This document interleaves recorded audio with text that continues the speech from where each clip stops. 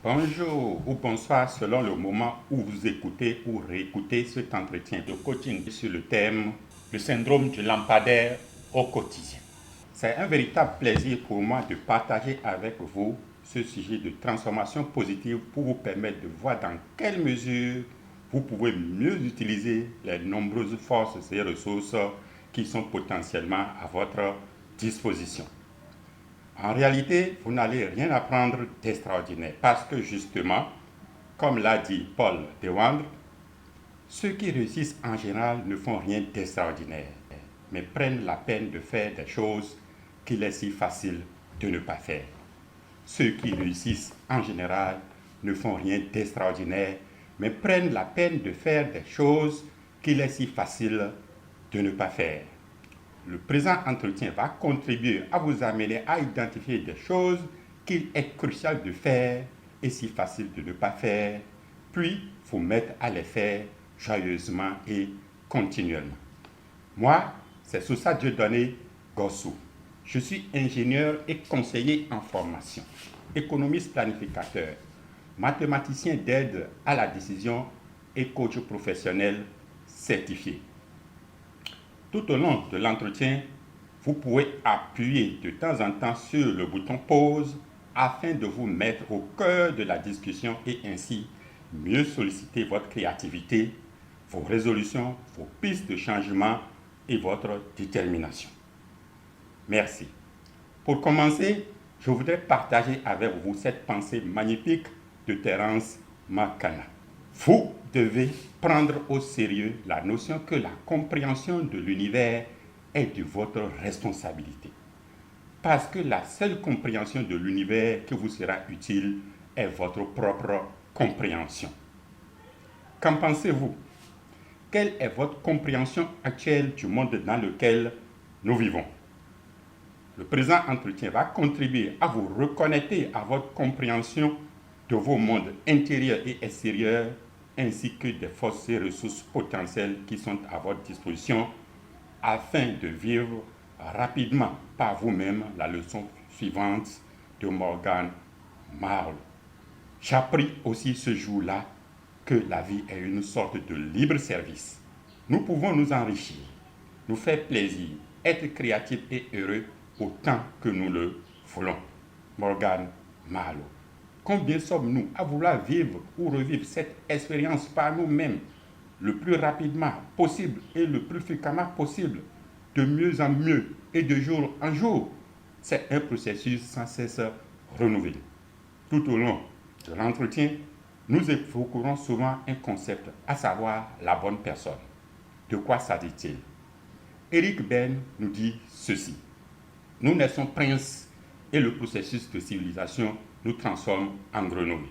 Comment redevenir le prince? La bonne personne. La bonne personne, c'est le prince de cette pensée d'Eric Berne.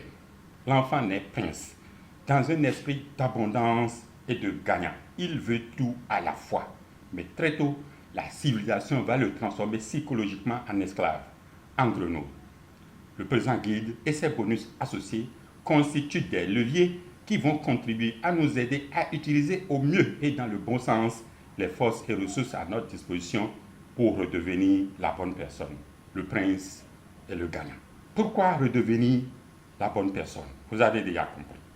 Parce que le bon endroit et le bon moment ne suffisent pas. Par exemple, est-ce que vous connaissez, par exemple, deux commerces de conditions extérieures ou objectives très proches, même culture, même niveau d'éducation, même niveau d'investissement, même emplacement. Ils vendent les mêmes produits. Ils ouvrent aux mêmes heures et ferment aux mêmes heures. Et que pourtant, l'une des personnes fait faillite et l'autre fait fortune. Dans ces conditions, les deux personnes n'étaient-elles pas au même endroit et au même moment? Et pourquoi l'une des personnes fait faillite et l'autre fait fortune? Parce que justement, le bon endroit et le bon moment ne suffisent pas. Harv Eker a l'habitude de dire, il ne suffit pas d'être au bon endroit et au bon moment. Il faut encore être la bonne personne au bon endroit et au bon moment. Pour moi, il faut surtout être la bonne personne et du coup s'attirer le bon endroit et le bon moment. Le contenu global du présent guide et ses bonus associés est le suivant. Thème principal, le syndrome de lampadaire au quotidien. Si nos initiatives innovantes nous venaient de l'extérieur de nous, seraient-elles encore innovantes, originales? D'où doivent venir alors? Voilà la question. Comme bonus, la monnaie la plus puissante au monde, guide pratique. Pourquoi sommes-nous déjà riches et qu'il nous reste qu'à l'exhiber aux autres, au monde entier? Autre bonus, comment escalader le temps? Le temps ne s'écoule pas de la même manière pour tout le monde, nous allons le voir. Quelle est la meilleure de mes stratégies pour mieux profiter de cette subtilité? Et comme dernier bonus, le donner, le recevoir, l'abondance et la gratitude. Le donner et le recevoir. Quelle nuance entre les deux concepts? Pourquoi vivons-nous dans un monde d'abondance? Pourquoi avons-nous à tout instant mille et une raisons pour témoigner de la gratitude? Nous allons commencer par le bonus sur le concept comment escalader le temps. Il s'agit d'un concept transversal qui intervient dans tous les exercices de transformation que nous proposons. Comme vous le savez, en tant qu'humains, nous ne pouvons rien faire sans le temps et l'espace. Comment escalader le temps? Guide pratique. Mettez 1 minute de votre main sur un poêle chaud et sera pareil des heures. Mais asseyez-vous 1 heure auprès d'une jolie fille et sera pareil 1 minute. Albert Einstein. Parfois, lorsque nous passons de très bons moments et que nous devons arrêter, nous nous exclamons souvent: ah, déjà, on n'a pas vu le temps passer. Ah, que j'ai envie de continuer. Par contre, lorsque nous passons un petit moment de peur, de contradiction ou de stress, nous nous disons souvent: ah, enfin, on dirait que c'est une éternité que j'ai passée dans ce enfer. Voyez-vous, le temps ne se passe pas de la même manière pour nous selon les circonstances. Voici une histoire scientifiquement prouvée qui illustre parfaitement l'escalade du temps. Le paradoxe des jumeaux. C'est une histoire inventée mais théoriquement et scientifiquement vérifiée. Alors, que dit le paradoxe des jumeaux? Prenons 2 jumeaux. Ils ont 10 ans. Par exemple, à leur 10e anniversaire, l'un des jumeaux voyage à bord d'un vaisseau spatial à très grande vitesse et l'autre est resté sur Terre. 40 ans plus tard, eh bien, le jour où ils devaient fêter leur 50e anniversaire, le jumeau voyageur revient. Alors, la cinquantaine, le jumeau resté sur Terre avait les cheveux grisonnants, devenant vieillissant à 50 ans. Par contre, très curieusement, le jumeau voyageur est très jeune, la trentaine environ.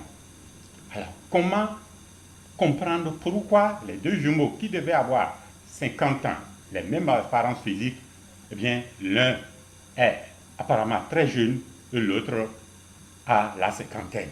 Établissons quelques similitudes avec des choses que nous connaissons déjà. Alors, l'escalade du temps face aux sentiments positifs et négatifs. Les sentiments positifs sont souvent dits de haute fréquence vibratoire.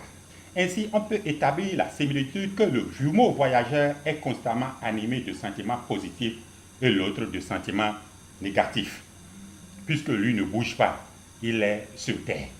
Or, des études ont démontré que lorsqu'on est constamment animé de sentiments positifs, on vieillit moins vite, on rajeunit. Par contre, lorsqu'on est toujours stressé et nerveux, on tombe souvent malade et on vieillit très vite. Ainsi, escalader le temps, c'est être animé de sentiments positifs. C'est voir toujours le verre à moitié plein. C'est rechercher le côté positif des choses. L'escalade de temps par rapport au futur.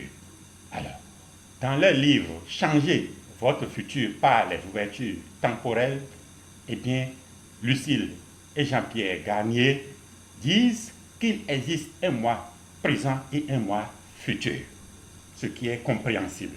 Nous savons bien que rien ne peut exister sans son contraire, sans 2 pôles opposés. Ainsi, il existe un moi futur gagnant et un moi futur perdant. Escalader le temps, c'est se faire gouverner dès maintenant par son moi futur gagnant. Escalader le temps, c'est se connecter mentalement à son moi futur gagnant pour qu'il nous dise ce qu'il a fait pour gagner. Escalader le temps, c'est se rappeler ce que notre moi futur gagnant nous a dit, comme si cela s'est déjà passé. C'est pour cette raison que vous verrez très souvent dans l'exercice de transformation plusieurs fois l'expression « je me rappelle, je me rappelle, je me rappelle ». Dans ces conditions, on est plus confiant, joyeux, très créatif, plus intuitif, loin du stress et de la peur, et la loi de l'attraction s'applique dans le bon sens. Alors, quelques questions de possibilité. Pouvez-vous poser souvent des questions du genre suivant. Pourquoi puis-je escalader le temps et me connecter à mon moi futur gagnant afin qu'il me dise ce qu'il a fait pour gagner et pour que je le fasse maintenant pour gagner? Quelle est la meilleure de mes stratégies pour escalader le temps? Comment souhaitez-vous reformuler au mieux ces questions pour mieux impressionner votre cerveau et votre esprit? Il est question de les surprendre et de les engager sur des pistes de réussite. Alors, par rapport à ce guide, escalader le temps et tous les autres, il y a des exercices de transformation. Il s'agit d'escalader le temps en s'appuyant sur la loi de l'effort inversé. L'exercice est joyeux, sollicite votre créativité pour vous polariser dans des sentiments de haute fréquence et ainsi favoriser le passage de certaines forces et ressources dans votre subconscient en vue d'une exécution automatique. La loi de l'effort inversé, on va y revenir. Elle nous dit ceci. Lorsque vous voulez obtenir quelque chose afin de vous sentir de certaine manière, se sentir de cette manière dès maintenant est le moyen le plus rapide de l'obtenir. Lorsque vous voulez obtenir quelque chose afin de vous sentir de certaine manière, se sentir en même temps de cette manière est le moyen le plus rapide de l'obtenir.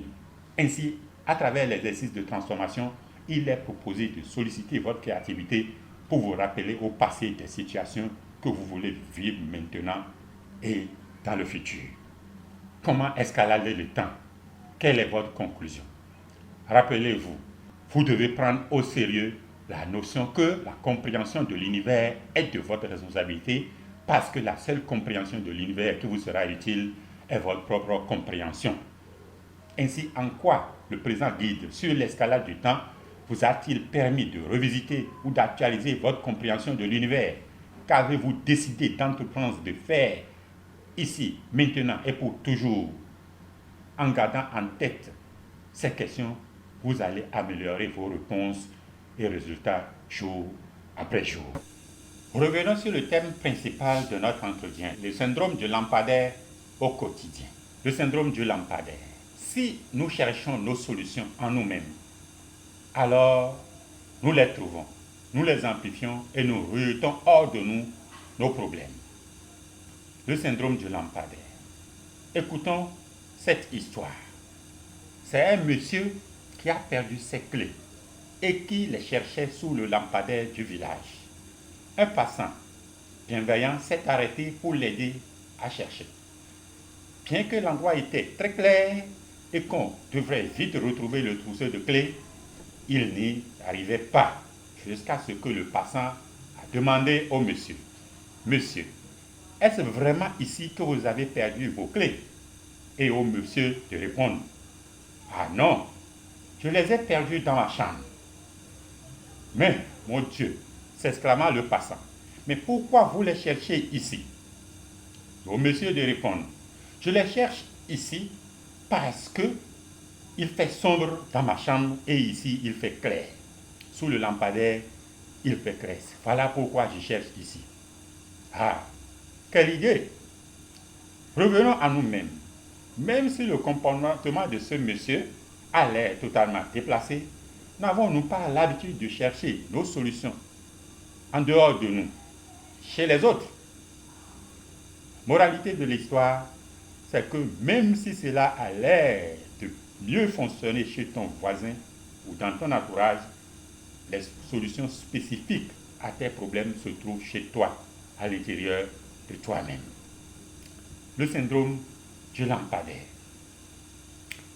L'humain est charmé par le concret, ce qui est visible, le monde extérieur.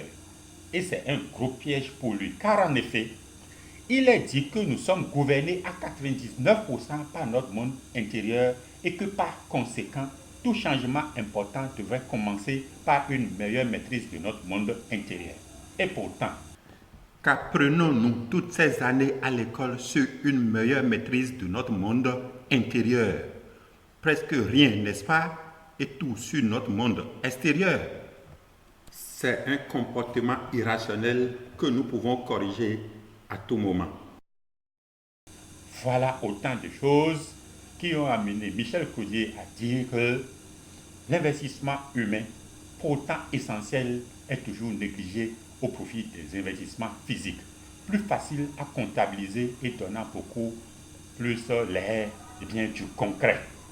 Voilà. Que pensez-vous de cela? Que pensez-vous de tout cela? Avez-vous l'habitude de chercher vos solutions innovantes à l'intérieur de vous ou bien vous êtes toujours sous le charme de ce que les autres font? Vous faites des choses parce que c'est ce que les autres font. Voilà la question que nous devons nous poser pour échapper au syndrome du lampadaire, pour ne pas être grippé par ce syndrome, le syndrome de lampadaire. Lorsqu'il s'agit de notre rêve, de notre projet de vie, allez-vous regarder à l'intérieur de vous-même ou sous le lampadaire? Si vous regardez sous le lampadaire, dans votre environnement, en quoi est-ce que votre apport sera original? Comme l'a dit Martha Graham, eh bien, chacun est le berceau d'une créativité unique, qui, faute de s'accomplir, est perdue à jamais. Voyez-vous, pour accomplir ce que vous êtes la seule personne à pouvoir apporter à l'humanité, où devez-vous chercher? À l'intérieur de vous ou à l'extérieur de vous? Pour y arriver, vous devez paraître irréaliste au début.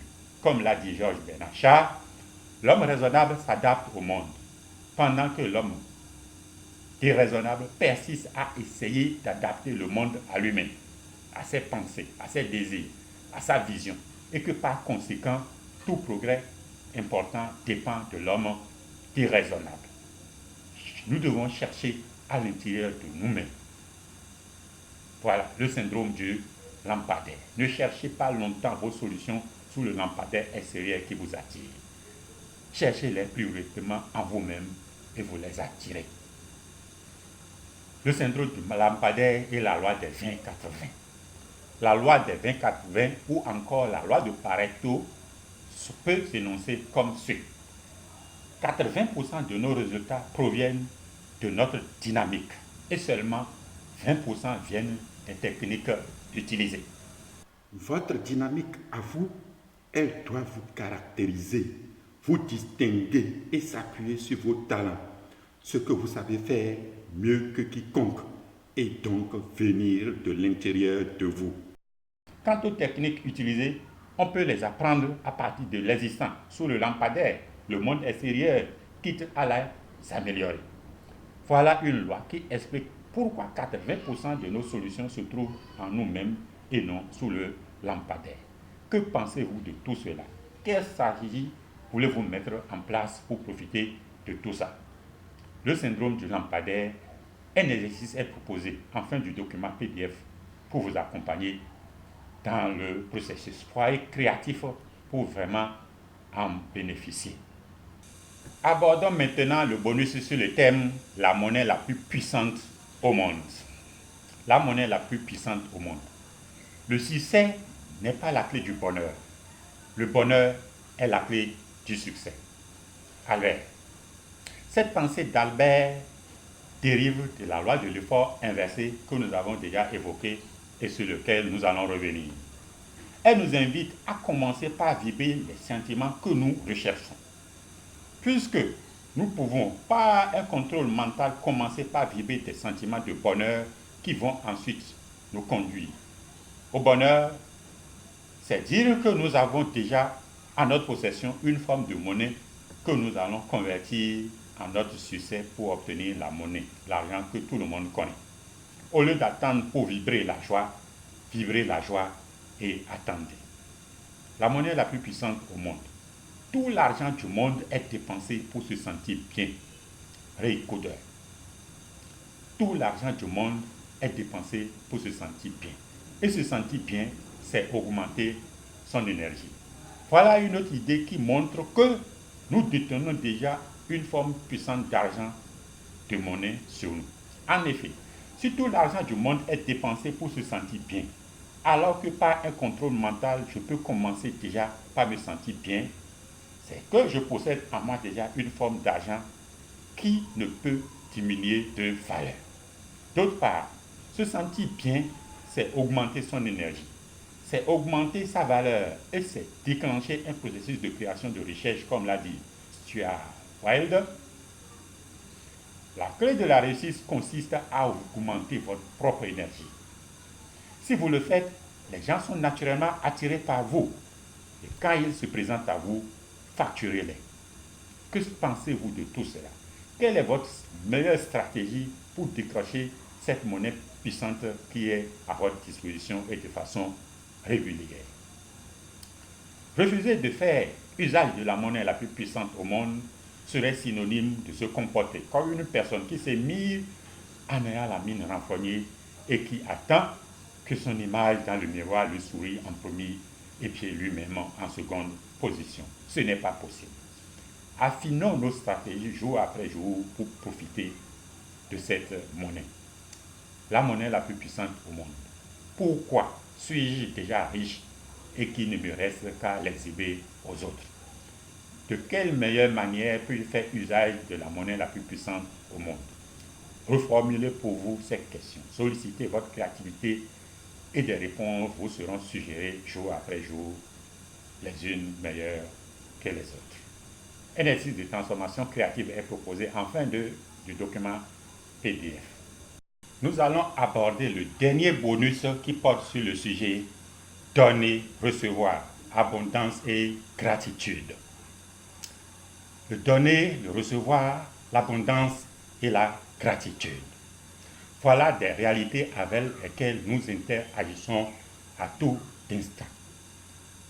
Alors, comme l'a dit Morgan Marlowe, j'ai appris aussi ce jour-là que la vie est une sorte de libre service.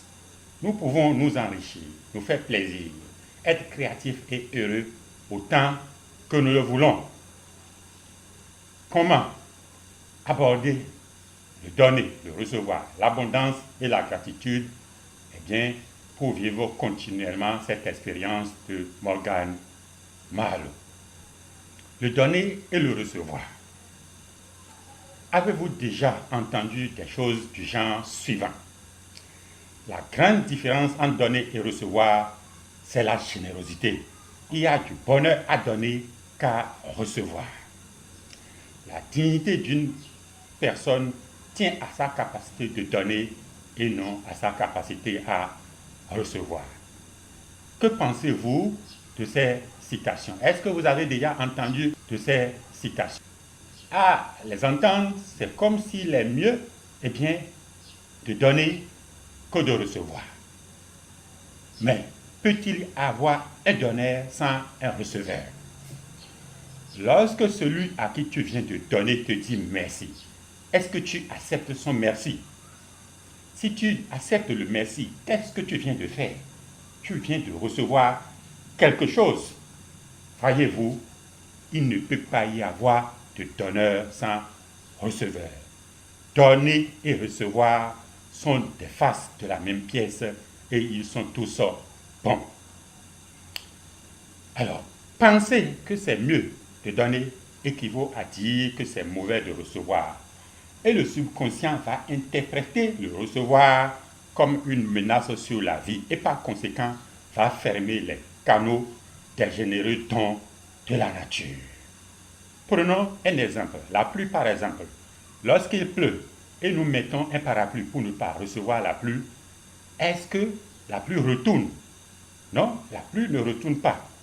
Ce que tu reçus de recevoir ne retourne pas, mais se déverse juste à côté de toi. Malheureusement, 99% des humains ne veulent pas ou ne savent pas recevoir et par conséquent, ce qui leur est destiné va aux 1% qui savent bien recevoir. Voilà pourquoi, 1% de la population mondiale se partage 99% de la richesse mondiale. Qu'avez-vous envie de faire dès maintenant, à partir de cet entretien et des documents et exercices proposés? Quelle stratégie voulez-vous mettre en place pour recevoir généreusement les bonnes grâces de la nature? L'abondance. L'abondance. Nous vivons dans un monde d'abondance. Le fait que certaines personnes gagnent beaucoup d'argent n'empêche pas d'autres d'en gagner aussi. Bien au contraire. Voici un exemple de question piège du petit moi, le perdant qui nous habite. Voici la question qu'il nous pose souvent. Entre la maison magnifique dont vous rêvez, c'est un exemple, d'une part, et votre projet de vacances pour vous faire plaisir, d'autre part, qu'est-ce qui est plus important pour vous? Voilà une question piège. Lorsqu'on est gouverné par le petit moi avec un esprit de manque, on est convaincu qu'on n'a pas le droit d'obtenir toutes ces deux choses, alors que d'autres n'auront pas une seule, d'autres n'auront rien du tout. Voyez-vous, lorsque vous finissez par choisir une des deux choses, le petit moi revient à la charge pour vous dire que c'est trop gros pour vous tout seul, car d'autres personnes n'auront rien du tout. Dans cette dynamique baissière, vous fermez les canaux pour recevoir et vous ne recevez ni l'une ni l'autre des deux choses pourtant importantes pour vous. Ni voiture, ni vacances. Vous devez vous connecter à votre grand moi, le prince qui vous habite avec son esprit d'abondance et vous donner la permission d'obtenir simultanément tout ce que vous désirez. Peut-être que certaines personnes possèdent beaucoup de biens, beaucoup d'argent, n'empêche pas d'autres d'en avoir. Bien au contraire. C'est l'argent des riches qui tourne l'économie, qui alimente les banques. C'est avec ça qu'on fait les routes, qu'on construit les écoles. Eh bien, c'est avec ça que les banques tournent pour permettre aux autres de pouvoir faire des prêts, d'utiliser cet argent pour en gagner eux aussi. Voyez-vous, que pensez-vous de tout ceci et comment voulez-vous vibrer l'abondance continuellement pour recevoir les bonnes grâces de la nature? La gratitude. La gratitude. Comme l'a dit Sonia, exprimer de la gratitude est la stratégie par excellence pour atteindre le bonheur. N'attendez pas pour témoigner de la gratitude. Témoignez de la gratitude et attendez. Pourquoi avons-nous à tout moment 1001 raisons pour témoigner de la gratitude? Comme l'a dit Michel Marc-Milan, la gratitude d'aujourd'hui paye le bonheur de demain. Voilà une pensée qui conforte une fois encore que nous ne devons pas attendre le bonheur pour témoigner de la gratitude. Mais en fait, est-ce que nous n'avons pas à tout instant 1001 raisons pour être gratifiants envers la vie? Voyons ces milliards de petites cellules de notre corps qui travaillent sans relâche pour notre survie. Cela mérite de la gratitude de notre part, n'est-ce pas? Chaque jour, près de 200 000 personnes meurent dans le monde. Est-ce que c'est parce que ces personnes sont plus malades, plus âgées, plus pauvres ou quoi d'autre? Rien de tout ça. Chaque seconde de notre vie est un don et cela mérite de la gratitude. L'esprit de la gratitude permet d'ouvrir davantage les canaux d'abondance. Témoignons de la gratitude dans toutes les circonstances de la vie.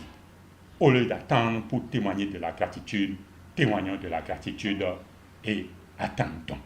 Donner, recevoir abondance et gratitude. Vous pouvez vous poser les questions suivantes très souvent. Quelle est la meilleure des raisons pour lesquelles je dois donner des importances capitales et égales au donner et au recevoir?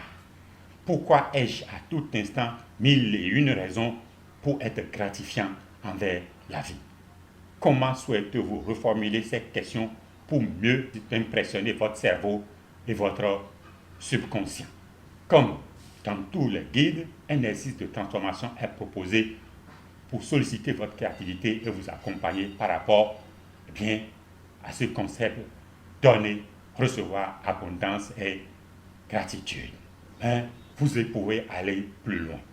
Par rapport à tout ce que nous avons évoqué depuis le début de cet entretien, vous pouvez aller plus loin avec la loi augmentée de l'effort inversé. La loi augmentée de l'effort inversé. De quoi s'agit-il? Lorsque vous voulez obtenir quelque chose afin de vous sentir de certaine manière, se sentir de cette manière est le moyen le plus rapide pour l'obtenir. Cette définition, nous l'avons abondamment utilisée dans les guides évoqués au cours du présent entretien.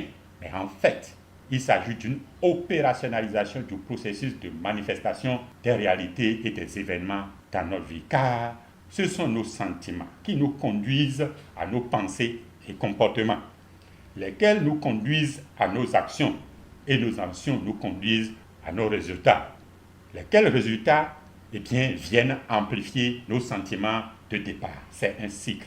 Voilà pourquoi la loi de l'effort inversé nous recommande de commencer par vibrer les sentiments que nous voulons avoir, ne serait-ce qu'au plan mental. La loi de l'effort inversé, en fait, ce n'est qu'une indication de comportement pour bénéficier de la loi de l'attraction. D'ailleurs, Émile Coué, le père de l'autosuggestion, ne faisait pas de différence entre, d'une part, la loi de l'attraction et d'autre part, la loi de l'effort inversé. Sollicitez votre créativité pour utiliser de votre plus belle manière cette loi afin d'écrire à l'avance et à votre guise les films de votre vie. Refuser de recourir à la loi de l'effort inversé serait synonyme de se comporter comme la personne qui se mire en ayant la mine renfrognée et qui attend que son image dans le miroir lui sourisse en premier et lui-même en seconde position. Voyez-vous, ce n'est pas possible que ce soit l'image dans le miroir qui soit le premier à sourire. C'est à vous-même de sourire en premier et l'image en seconde position. Voyez-vous, voyons maintenant comment utiliser de façon augmentée cette loi. Utilisation augmentée. Que ferait une personne importante et prospère? Voilà une question banale. Chaque fois que vous êtes face à un défi, une situation, vous avez une décision à prendre, un comportement à adopter, un challenge à affronter, posez-vous cette question banale. Que ferait une personne importante et prospère? Et vous verrez que votre créativité va prendre une posture de gagnant pour vous suggérer une réponse et cela change tout. Au lieu d'attendre d'être une personne importante et prospère pour se comporter en tant que telle, commencez par se comporter comme telle, comme une telle personne et attendez. Que ferait une personne importante et prospère? Voilà une autre utilisation augmentée. Chaque soir, avant le coucher, et chaque matin au réveil, posez-vous la question suivante.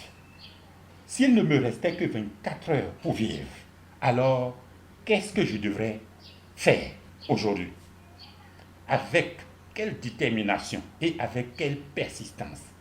Alors, lorsque vous allez avoir une réponse, des réponses, faites ces choses ce jour-là avec cette détermination et cette persistance et ça change tout. Cela participe de la loi de l'effort inversé. Alors, quelle est votre conclusion? Nous parvenons, lentement, sûrement, vers la fin de cet entretien. Quelle est votre conclusion par rapport à tout cela? En quoi tout ceci vous a permis d'améliorer votre compréhension du monde dans lequel nous vivons? Quel est votre point? Qu'avez-vous décidé d'entreprendre de faire ici, maintenant et pour toujours? Sénèque dit ceci. Ce n'est pas parce que les choses sont difficiles que nous n'osons pas, mais c'est parce que nous n'osons pas que les choses sont difficiles. Osons nous enrichir, osons nous faire plaisir, osons notre créativité. Nous sommes à la fin de l'entretien. Faites un point pour vous par rapport à ce qui vous a intéressé et ce que vous voulez entreprendre. Sollicitez votre créativité dans la transformation. Merci et magnifique transformation. Rendez-vous sur les réseaux sociaux pour partager vos expériences, pour partager les questionnements que vous souhaiterez bien partager avec d'autres personnes. Merci. Merci et à très bientôt.